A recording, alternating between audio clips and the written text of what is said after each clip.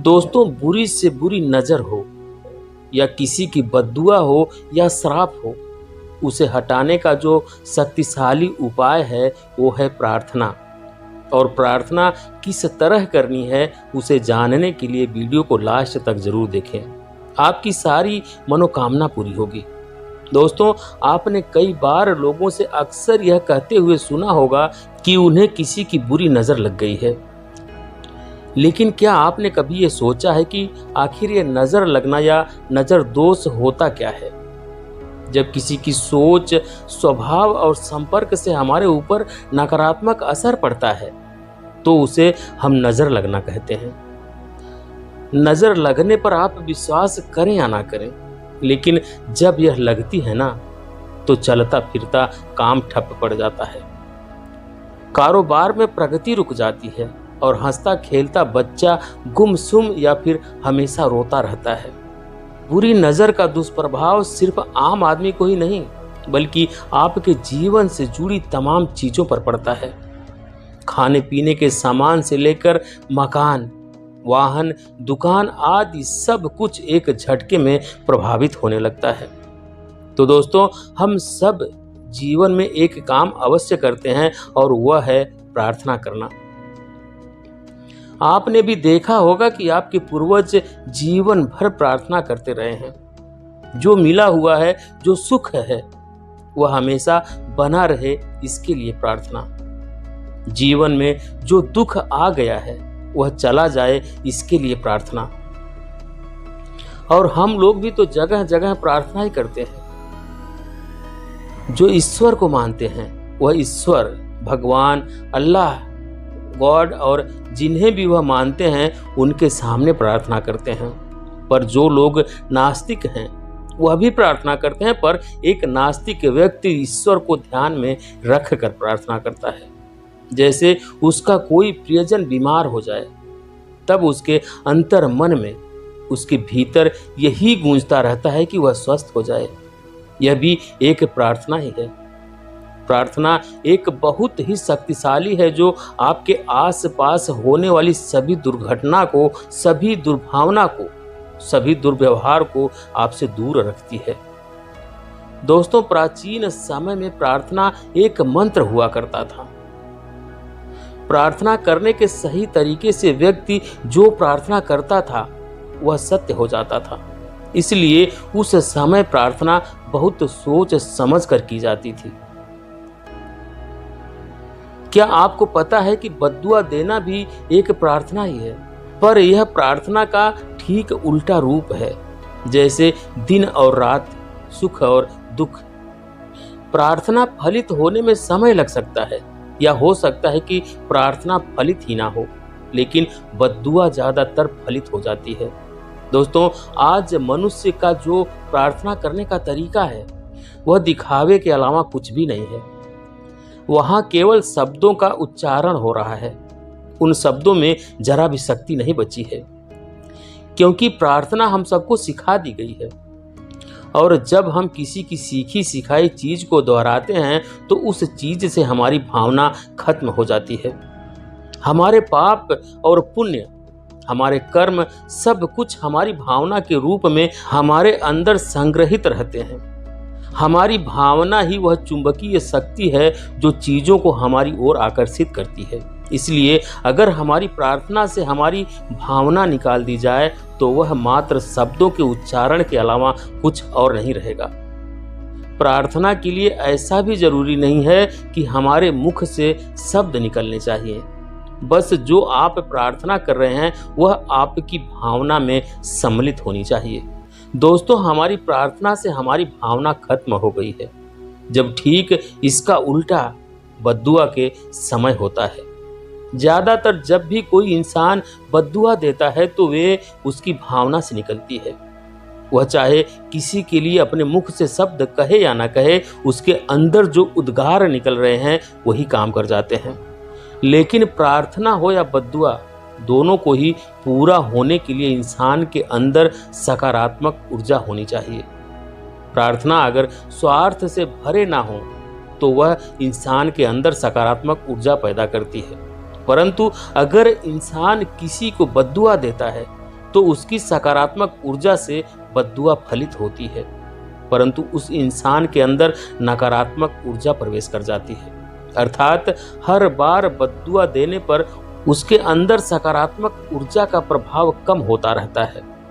तो दोस्तों, प्रार्थना कैसे और किसकी की जाए कि वह फलित हो सके और जो आप अपनी प्रार्थना में मांग रहे हैं, चाह रहे हैं, वह पूरा हो सके। तो दोस्तों, चलिए इसे एक कहानी के माध्यम से समझते हैं। वीडियो बहुत महत्वपूर्ण है दोस्तों, अंत तक जरूर देखें। एक गांव था और वह गांव चारों ओर से सभी तरफ से कटा हुआ था, बिल्कुल अलग था। वहां कुछ ही लोग रहते थे। उनका बाहरी दुनिया से ना के बराबर ही संबंध था। वह अपनी जिंदगी में बहुत खुश थे। वह मेहनत करके अपनी जरूरतों को पूरा करते थे। एक दिन उनमें से एक व्यक्ति गांव छोड़कर बाहर कहीं दूर चला गया और चलते चलते वह बहुत दूर निकल गया। वह अलग अलग राज्यों में, अलग अलग नगरों में और अलग अलग गांव में गया। वहां उसने देखा कि लोग प्रार्थना करते हैं। जो उनके पास नहीं होता है वह सब प्रार्थना करके मांग लेते हैं। उसे यह सब देखकर बहुत अच्छा लगा कि जो ना हो वह मांग लिया जाए और देर सवेर किसी न किसी समय उसकी मांगी हुई चीज मिल ही जाती है। उसने लोगों को मंदिरों में प्रार्थना करते हुए तो देखा, लेकिन प्रार्थना कैसे की जाती है उसे यह पता नहीं था। उसने सोचा कि यह तो बहुत अच्छी चीज है जिसे मैं लेकर अपने गांव वासियों के पास अपने गांव लेकर जा सकता हूं। फिर उस व्यक्ति ने अपना यही सवाल लेकर एक पुजारी के पास जाता है और पुजारी से कहता है, महाराज, यह प्रार्थना कैसे की जाती है? मैं सीखना चाहता हूं। पुजारी ने कहा कि जिस किसी भी मनोकामना या इच्छा पूर्ति के लिए तुम्हें प्रार्थना करनी है वह तुम हमें बता दो, हम तुम्हारे लिए प्रार्थना करेंगे। व्यक्ति ने कहा, अभी मेरी कोई मनोकामना नहीं है, मैं बस जानना चाहता हूं कि प्रार्थना कैसे की जाती है। पुजारी ने उस व्यक्ति को ऊपर से नीचे तक बड़े ध्यान से देखा और उसके फटे हाल को देखकर उसने सोचा कि यह फालतू में मेरा समय नष्ट कर रहा है। इसके पास प्रार्थना के लिए धन तो है नहीं, इससे कुछ मिलने वाला भी नहीं है।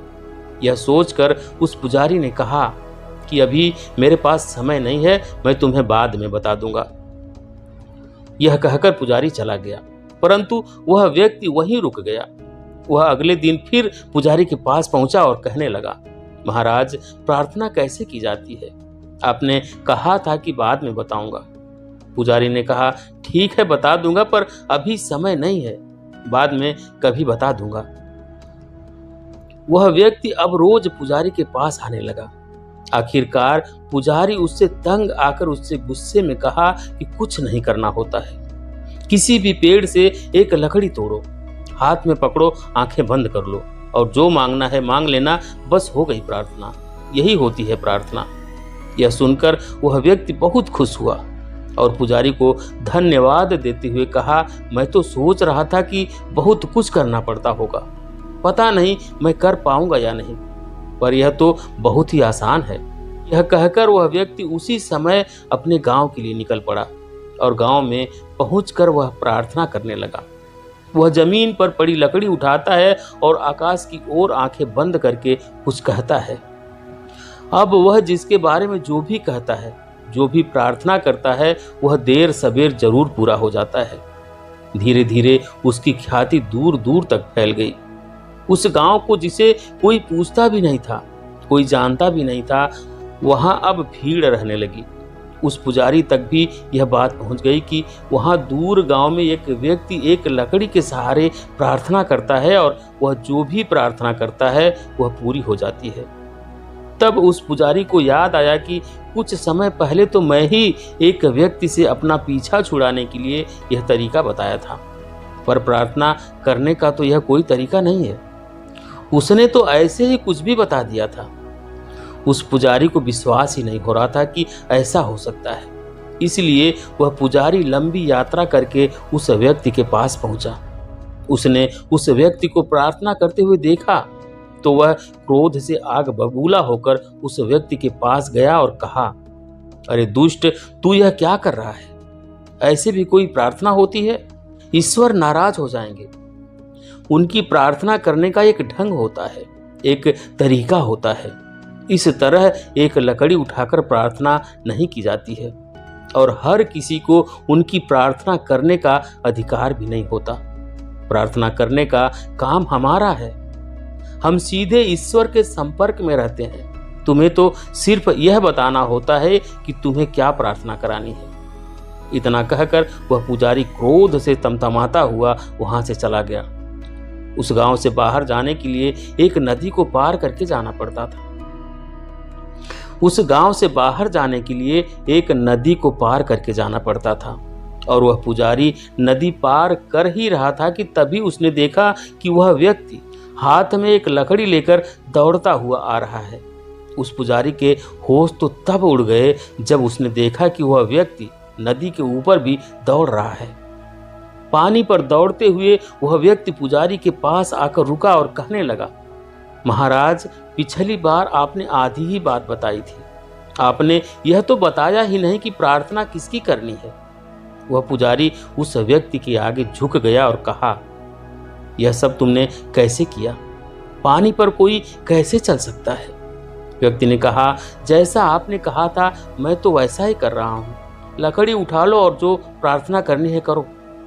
मैं सबके लिए खुशियाँ मांगता हूँ, सुख मांगता हूँ, पर मेरी प्रार्थना कौन सुन रहा है और उसे कौन पूरा कर रहा है मैं नहीं जानता।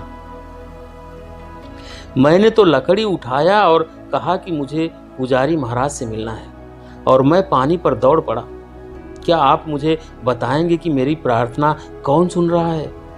पुजारी ने कहा, मैं नहीं जानता, मैं तो कुछ भी नहीं जानता। क्या आप मुझे बताएंगे कि प्रार्थना कैसे की जाती है? व्यक्ति ने कहा, प्रार्थना में बहुत शक्ति होती है, बशर्ते कि हमें प्रार्थना करनी आनी चाहिए। प्रार्थना करने के लिए किसी तीसरे की आवश्यकता नहीं होती, किसी दूसरे की भी आवश्यकता नहीं होती, सिर्फ पहले की आवश्यकता होती है, सिर्फ उसी की जो प्रार्थना कर रहा होता है, सिर्फ उसी की ही आवश्यकता होती है। पर ऐसी सारी प्रार्थना जो स्वार्थ से परिपूर्ण हो, जिस प्रार्थना में लोक कल्याण नहीं छिपा है, वह सारी प्रार्थना आपके अंदर की सकारात्मक ऊर्जा को खर्च कर देती है और ऐसी प्रार्थना का फलित होने में भी संदेह रहता है। परंतु ऐसी सारी प्रार्थना जो लोक कल्याण के लिए की जाती है, उस प्रार्थना से आपके अंदर सकारात्मक ऊर्जा का संचार भरपूर मात्रा में होता है। ऐसी प्रार्थना के बाद आप अपने अंदर एक अच्छी ऊर्जा को महसूस करेंगे, शांति महसूस करेंगे। जैसे एक व्यक्ति प्रार्थना करता है कि मेरा समय बहुत बुरा चल रहा है, मेरा समय अच्छा हो जाए, मेरे सारे कार्य पूरा हो जाएं, मुझे सुख की प्राप्ति हो जाए। इस प्रार्थना को पूरा होने के लिए उस व्यक्ति की सकारात्मक ऊर्जा खर्च होगी और इसके पूरा होने की संभावना इस बात पर निर्भर करेगी कि उसकी यह प्रार्थना उसके अंतर मन की भावनाओं से ही जन्म ले रही है या नहीं। और उसे अपनी प्रार्थना को पूरा होने में जरा भी संदेह नहीं होना चाहिए।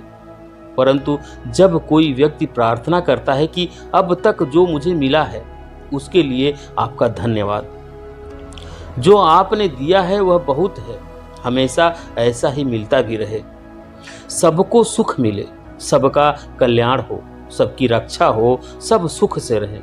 इस प्रार्थना को करते ही उस व्यक्ति के अंदर नकारात्मक ऊर्जा घटने लगेगी, उसके आसपास सकारात्मक ऊर्जा बढ़ने लगेगी। हर बार प्रार्थना करने पर उसके अंदर सकारात्मकता आएगी। लोक कल्याण के लिए की गई प्रार्थना एक साधना की तरह होती है, जिसमें उस व्यक्ति को तो फायदा मिलता ही है जो प्रार्थना कर रहा है, पर वह जिसके लिए प्रार्थना कर रहा है उसको भी फायदा मिलता है। आपको मालूम नहीं पड़ता, लेकिन आपके साथ घटने वाली बहुत सारी दुर्घटनाएं केवल इसलिए आपके साथ नहीं घटती क्योंकि कोई आपके लिए प्रार्थना कर रहा है।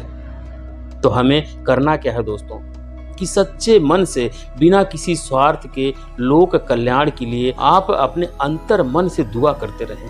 आप देखेंगे कि आपके जो भी दुख हैं, जो भी तकलीफ हैं, जो भी बुरी नजर, बद्दुआ या श्राप है, इन सब से आपको मुक्ति मिल जाएगी। तो दोस्तों, ये थी आज की कहानी। आपको कैसी लगी कमेंट करके जरूर बताएं। वीडियो को लाइक करें, शेयर करें। चैनल पर अभी तक नए हैं, चैनल को सब्सक्राइब नहीं किए तो प्लीज़ चैनल को सब्सक्राइब करें। बेल आइकन भी प्रेस कर लें ताकि आने वाली सभी वीडियो का नोटिफिकेशन सबसे पहले आपको मिले। वीडियो देखने के लिए बहुत बहुत धन्यवाद।